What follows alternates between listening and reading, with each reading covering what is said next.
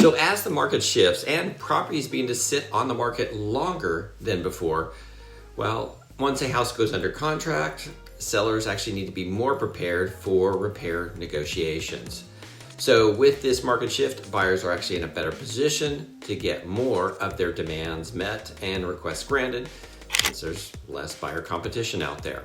So today when I go through the list of the 10 things I'm going to suggest you should fix and repair, these will help you invest in some of the improvements because it's more likely your buyers will be requesting items. Now, buyers often overestimate the cost of repair, so you do want to get these repairs made on your property so you can avoid a really comprehensive repair request and obviously an overstated amount as well.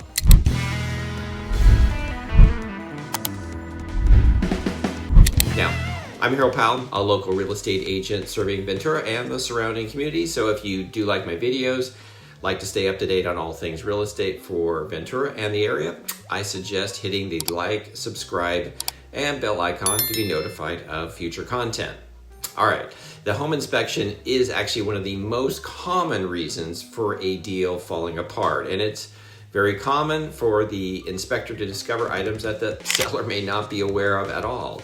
And sometimes it's easier for sellers to just adjust your asking price or even allow for a buyer credit than try to correct things at times. Now, I suggest watching my video on requests for repairs and how to navigate and negotiate that process. So in the meantime, let's get to my 10 proactive tips. Number 1 is the AB 38 high or very high severity zone. Now, anyone living in California has felt the effects of the fires over the past several years. So California's latest housing bill, AB 38, requires sellers of real property in high or very high fire hazard severity zones to provide buyers with documentation providing the property complies with the local defensible space requirements. So if we know that a property is in a high or very high zone, then a fire inspection does need to be ordered, and the fire department will do the inspection and will verify that the property meets local defensible space requirements. And the law also allows that if documentation demonstrating compliance cannot be obtained by the close of escrow, well, the seller and buyer can have a written agreement showing the buyer agrees to obtain documentation of compliance within the year of close of escrow. Now, given our current market conditions, buyers will most likely expect that the seller is in compliance. So it's best to order it up front if you're in a high or very high severity zone. Otherwise, if you're not in this zone, well, then let's move on to number 2, which is electrical. Now, there are a few items to check on here. Start really by just walking around the house and making sure something as easy as the light bulbs are working. Now, this first item may seem a bit simple, but it can cause buyer anxiety, since when your inspector comes through the house, it's not his or her job to figure out if it's just a light bulb or if it's major wiring. So for this reason, if something doesn't appear to work, the inspector will report it as not operating. Again, even if it's simple as a burnt out light bulb. Now, as far as light bulbs, ideally you want to go with the warm white LED bulb. It actually gives a good balance between warmth and brightness. Otherwise, just make sure that all the bulbs are working so that there's no questions about whether or not it's a bulb or a bigger electrical issue. That being said, obviously all the appliances should be all plugged in and operational. Next, check to make sure that all the smoke detectors are working in each bedroom and that there is a carbon monoxide detector on each level of your home. This will actually also be a requirement of the appraisal and a requirement of the lender in order to provide financing for the buyer. So definitely get this one done. Number 3 is windows. Broken windows will need to be fixed or prepare a credit for the buyer to have it fixed.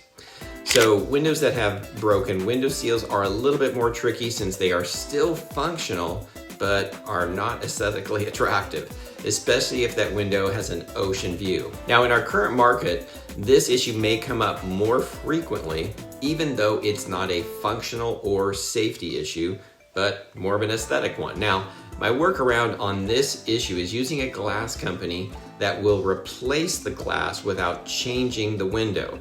This option is less costly than having to replace the entire window.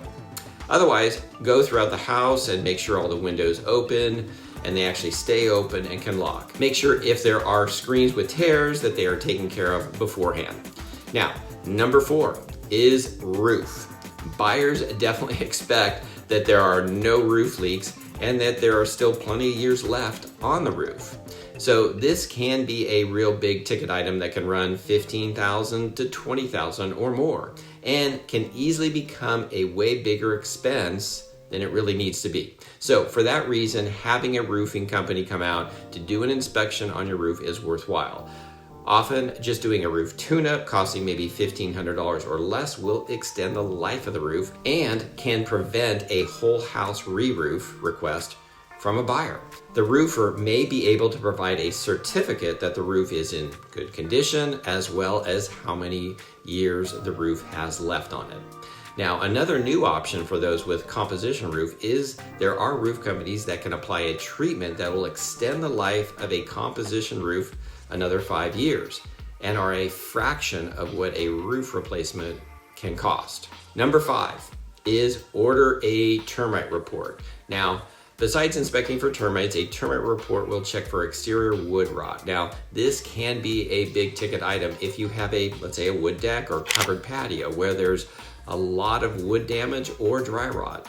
One of the properties that I recently sold, the seller opted just to have the patio cover removed for about $1,000, rather than having to pay the termite company about $5,000 to repair it. So removing it didn't change the value to the buyer, but it saved the seller $4,000 in costs. So the key to this was that the report was done up front and the patio cover was removed before the home was put on the market. Otherwise, the buyer could have refused to agree to have it removed and requested a repair as part of the Section 1 termite clearance. Needless to say, ordering a termite report up front will give you a heads up as to what may need to be addressing and how it can be done cheaper. Number 6 is the HVAC system. The furnace and the AC system repair or replacement request can easily be avoided. Having an HVAC company come out to do a service tune-up will ensure it's running efficiently and effectively. They can help identify potential issues before they escalate, saving you money and, more importantly, extending the life of your system rather than a request for replacement. So the written note invoice showing everything's in good order will go a long ways to not only pleasing the home inspector, but also the buyer. One other tip for the furnace is just to buy 2 or 3 furnace filters and leave it right there at the furnace, and just demonstrates to the buyer that you're properly maintaining the furnace. Number 7, plumbing. Well, the next potential big ticket item is this sewer lateral. Now, in some cities like Ventura and Ojai, they require all single family homes that are 10 years or older to have a sewer lateral inspection as a point of sale requirement. And a point of sale requirement means just that the inspection must be done and filed with the city before you can even close escrow. Additionally, any deficiencies will need to be remedied. Now, currently other cities in our area don't require this inspection, but it's really not uncommon to find sewer deficiencies in homes that are built in 1970 or older. So if your house is older, or if you have big trees and root issues that you know about, it may make sense to perform a sewer lateral line inspection, since more buyers are having this checked out on the older properties. Now, additional plumbing items, the water heater actually will be required to have a double strap for earthquakes and will also be required by the appraisal as well as the lender. So replacing plumbing fixtures are a good value add when the faucets are caked with hard water deposits. Now, moving on to number 8, chimney inspection.